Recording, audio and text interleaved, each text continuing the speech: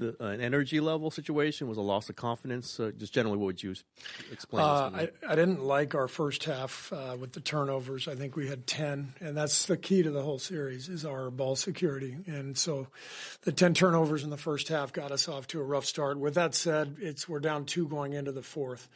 And I thought the key play was the 4-point play to start the quarter. And that's on us as a staff. We've got to be we got to make sure they're matched up. And, they just threw it. We didn't guard Van Vliet. They threw it up the floor, and he knocks it down and gets the free throw. And it felt like a game-changing play because, it's, like I said, 2-point game. We're right where we need to be despite not having played very well and turned it over quite a bit.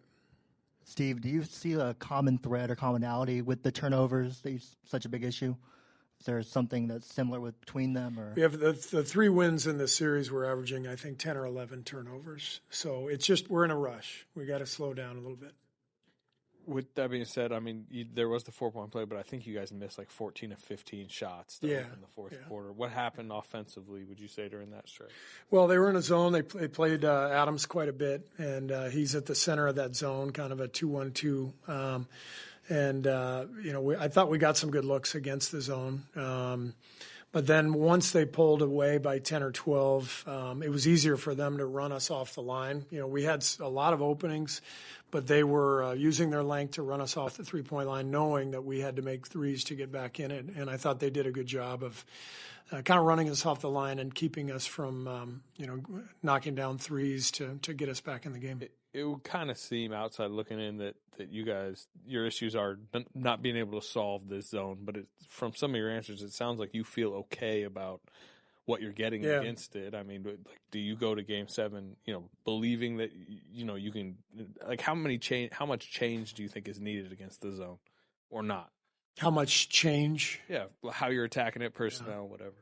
Yeah, I mean, it's, playing zone offense is really about getting the ball to open space and then filling behind the play and moving the ball. And like I said, we've had a lot of good zone possessions in this series. And I thought we had some tonight, but, I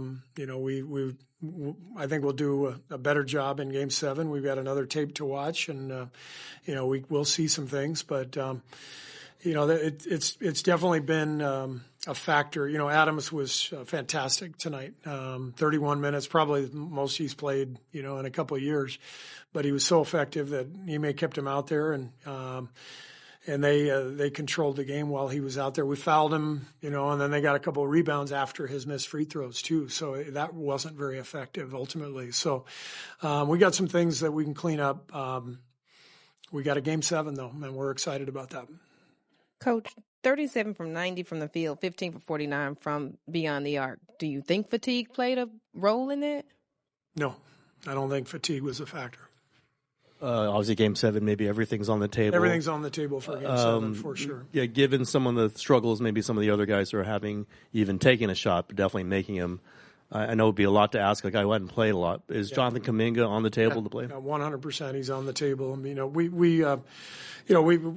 This. We've kind of found a formula here in the latter part of the season, and we've stayed with that formula to start the series up 3-1. Things are going well, and then obviously the last 2 games have gone very poorly. We have to assess everything and lineup combinations, starters, all of that we have to assess, and we feel like we got a great chance to go down there and win Game 7. Steve, as the Rockets kept answering your comebacks, it looked like certain guys were starting to show signs of frustration. Draymond, Pods. I mean, is that an issue for you guys right now, just trying to stay together? Staying together will not be an issue. This team has been connected and has been through everything. There's no question the frustration tonight set in. I could see it, the body language. We can't have that. We can't afford that in Game 7. We've got to stay tight whole way through. And like I said, I like our chances. I've seen what this group can do over the years. We've been in a lot of Game 7s, I believe, and had a lot of success. Jimmy Butler is Jimmy Butler. I mean, he's been in, all of these games and is one of the clutch performers in the league. So we'll get ready. We'll regroup and be ready to roll. Van Vliet has been super hot past few games. Yeah. What have you seen defensively against him, and what could you guys change to? Well, we started Gary because of Fred. The last 2 games, he was 12 for 18 from 3. Tonight, I got hot again, 6 for 9. Tonight, it felt like offensive boards and kickouts. I thought we handled the pick and roll stuff much better than last game, and so it didn't feel like he was getting his threes on on pick and roll action. It was more, second chance opportunities. They got some offensive boards, kicked it out. They had 19 points off second chance. I think he had a couple threes off those. Steve, you've played 5 Game 7s in the Steph era. I think 4 of them with you. Anything from those games that you can use as sort of lessons and reminders? And it's a pretty quick turnaround after 2 disappointing losses. Yeah. What's the challenge in sort of mentally recharging in 48 hours for your season's on the line? That's the goal. That's the key, right? Starts right now. Players, getting hydrated and getting their rest tonight, and coaches figuring out, what our adjustments will be, and we'll get on the plane tomorrow and we'll be ready to go. I can tell you, our guys are going to be excited, and as I said, I have every confidence that they can get this done. And can you describe briefly sort of how the vibe's different in Game 7? I mean, there's obviously intensity through all these series, but when it gets to Game 7, what's that like? It just feels slower. It feels like most Game 7s are kind of rock fights. There's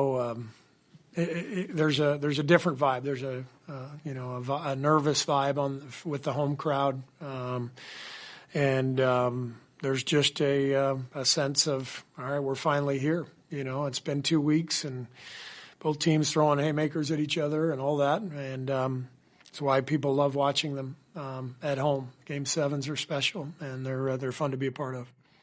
Quentin had, I think, 5 fouls in 17 minutes. It seemed like they were kind of going at him a little bit. How difficult are you seeing this series kind of become for him in the way that they're kind of attacking him?